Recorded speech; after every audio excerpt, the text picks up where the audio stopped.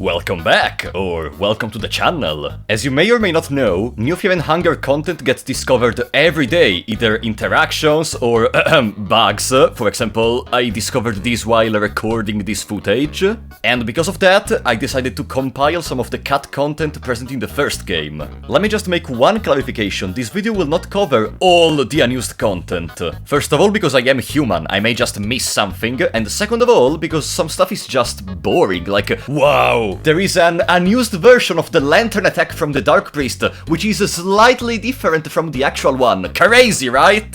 But without further ado, let's jump into the cut content of Fear and Hunger!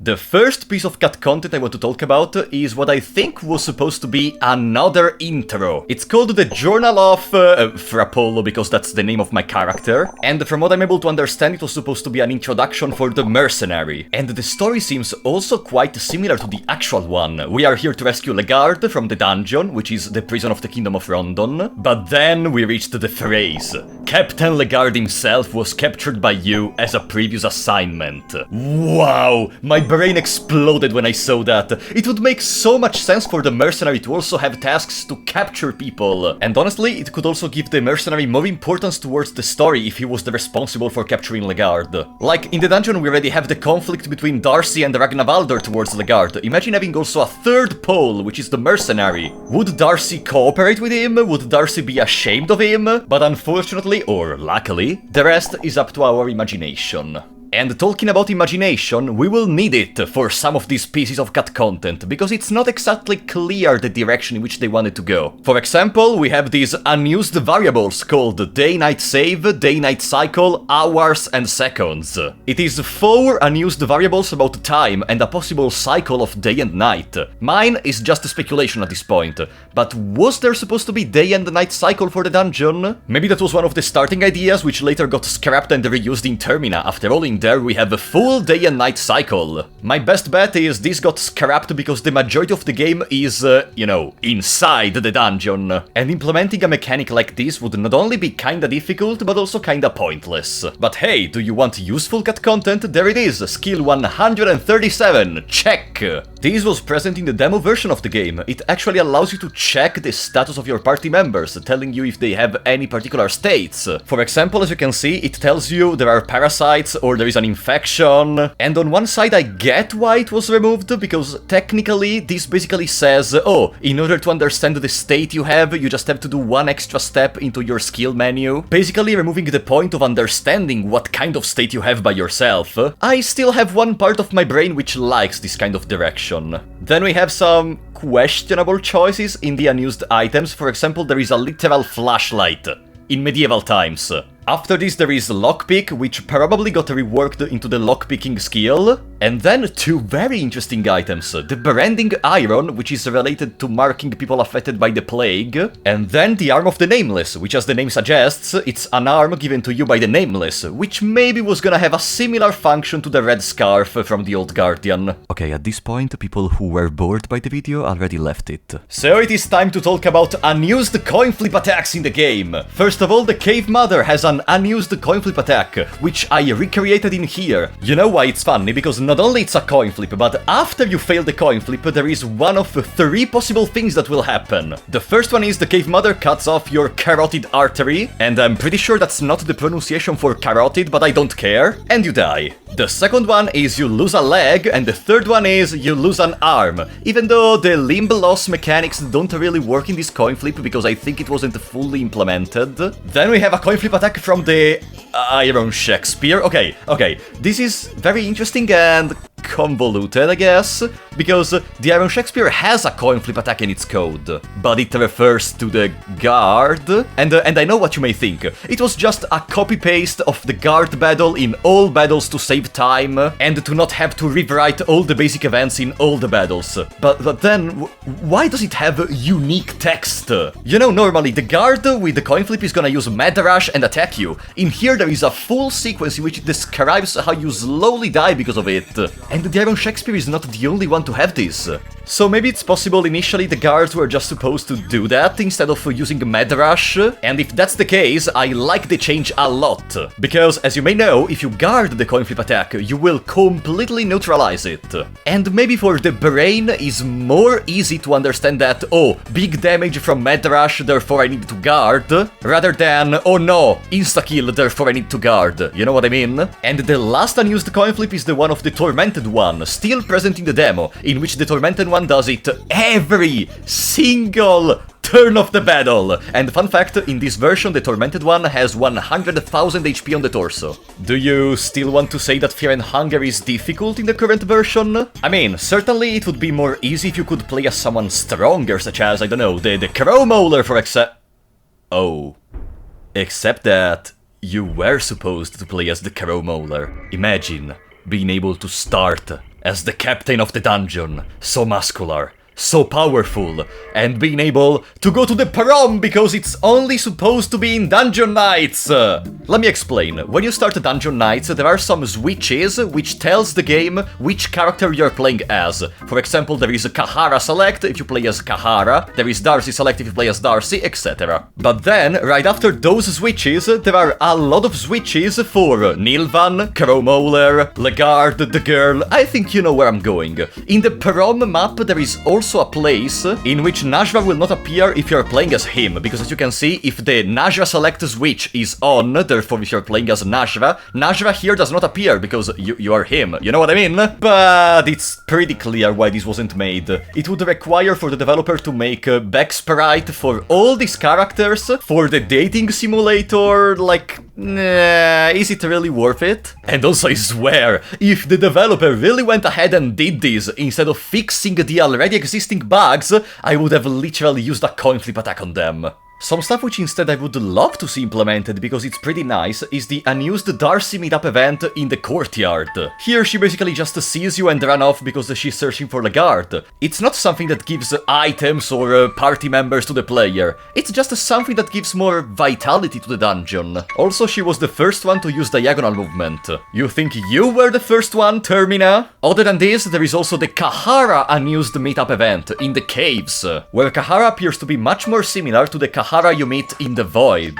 After you enter Mahabre or something, he was supposed to join, but still, I prefer the Kahara we actually got in this case, even though this one is called the Kahara of the Desert, which is much cooler than the current name of Kahara. Now, do you remember Phase Step, that stupid skill I despise with all my soul? You were actually supposed to get it normally in the game. There is an unused event in which, once you reach Affinity level 3 with Olmir, you were gonna automatically learn Phase Step. You know what's the funniest part? This version of Phase Step does not work. Long story short, it's because it gives you the skill, but the skill is not what makes the skill function. I am so happy this event wasn't implemented, either working or not. But also there is an unused skill which kinda makes me cry, which is Greater Phase Step, which is probably Phase Step powered up by Greater Blood Magic, which only costs 5 mind. God damn it. Oh, and in case you don't know why I hate Phase Step, is because this skill allows you to no-clip into the map. This causes every time someone reports a bug to me, or anytime there is a discussion about the correct route to follow to defeat bosses, etc., there is always someone that says, oh, you can just Phase Step. Oh yeah, I got this bug because I used the Phase Step. God damn it. Whatever, let's stop talking about Phase Step for today.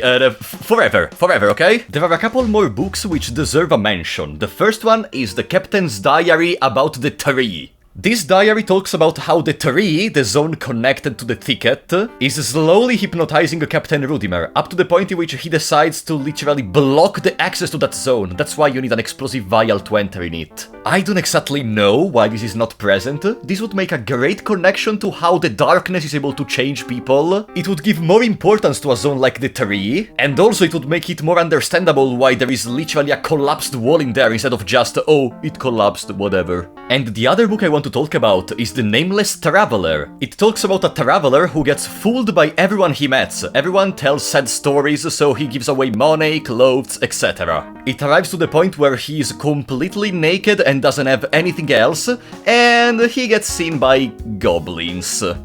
Yeah, I think you know where this is going, but wait, here I need your help. I am pretty sure when I was in elementary school, I remember very vividly reading a story very similar to this one, like in a fairy tale book or something, and of course the goblin part was not present. There was actually like a fairy which gave away dozens of gold ingots or something. But still, if you have any idea about what is that story, please tell me, because my brain is not able to go to bed peacefully now.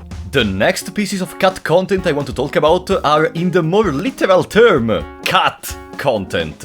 The developer accidentally cancelled them in the last version of the game. They worked perfectly fine in the previous versions. I am talking, of course, about the battle with Marriage Enki, which was supposed to be Enki making a marriage in the level 7 basement, which is actually a yellow mage on steroids, because not only he has a hatchet which does great damage, but also can use Locust Swarm an infinite amount of times, and Ragnavaldr possessed by the flower, in which the flower head will use pollen every turn. Also, this one is not exactly an easy battle if you're not prepared. But yeah, these battles in the last version of the game are not present. If you start the battle with these entities, you just win immediately. And the same goes to the miasma battles. I will not talk too much about this because I already have a full video about how does miasma work. But yeah, basically here miasma possesses some of the characters and you have to fight with them. In the last versions these battles got accidentally cancelled, but you can still experience them if you want by downloading my bug fix mod on itch.io. But let's go back for a second to coin flip attacks. There is one last coin flip attack I want to talk about today.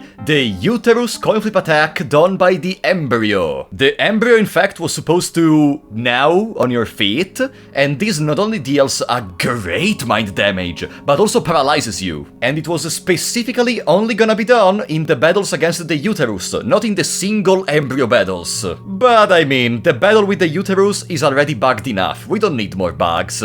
And if you don't want more bugs, be sure to never destroy doors, because behind them there may be a scarab lurking in the darkness.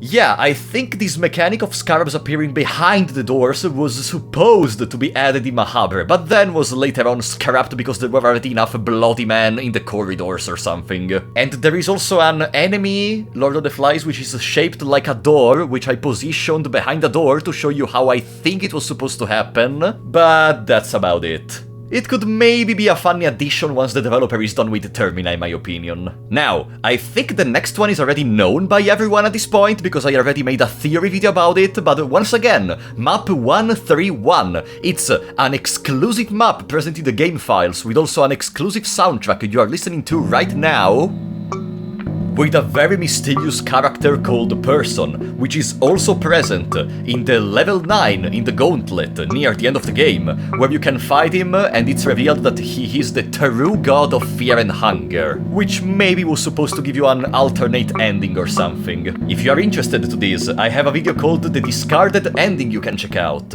But talking about endings, there are two discarded endings still present in the game. The first one is the demo ending, against what is supposed to be the Tormented one, which originated from Legard for some reason in here, whatever. It was other times. And then, in the Road of the Golden Temple, if you are able to go down out of bounds, you can reach another room, and this is not Give me a second. So, as I was saying, this is not the Francois you know. In fact, if you defeat him and you sit on this throne, you will go to another version of the Void, where you don't even have to stand up, but you will immediately get attacked by your new god version. Or Legard, in case you had Legard in your party. Okay, we're almost done. There are just some very minor ones I want to talk about, so I will go very briefly over all of them. Are you ready? You were supposed to be able to drink black vials in the past, and there was also gonna be a message where it says it doesn't produce any particular effects for now.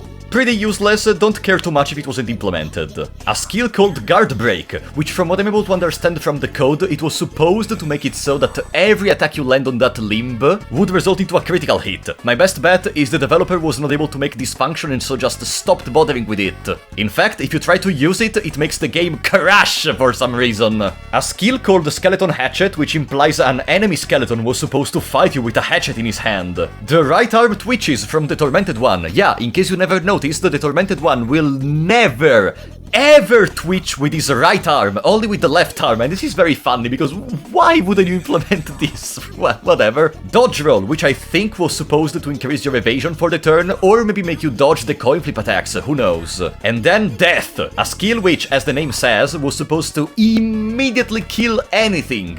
Maybe this was supposed to be the coin flip attack of a mage or something, that's possible, but unfortunately it was not implemented. And at last we have the Unused sprites. So, Unused sprites for the Old Guardian and the Nameless Guardian with a hole in their chests. But judging for example from the one of the Old Guardian, I think they weren't really thought a lot before being scrapped. The White Angel had a more grey sprite called Ground Angler, which looks like this. The horse at the entrance of the dungeon called Wild Horse, which has two different sprites, one with his PP outside and one with two heads, which I think may be a Berserk reference or something. And the final piece of unused content I want to bring you today is the Unused sprite for Moonless in your party, which looks way more like a normal dog rather than an Eldritch Being. Yes, we did it. You know, making this video made me very joyful, I could say. Because while Fear and Hunger is from 2018, I only joined recently, like a little bit more than a year ago, I think. So I didn't really live this kind of content, at least the part that was implemented in older versions. I wasn't able to really experience it on the spot. But you know, being able to discover new content, even if it's unused, but being able to discover new content after over 1000 hours of playtime of a game is really able to bring a tear on my face. So, for today, that's gonna be it. If you liked the video, be sure to leave a like and subscribe because that's gonna help me a lot. But anyways, I was Frapollo94, and I will see you next time.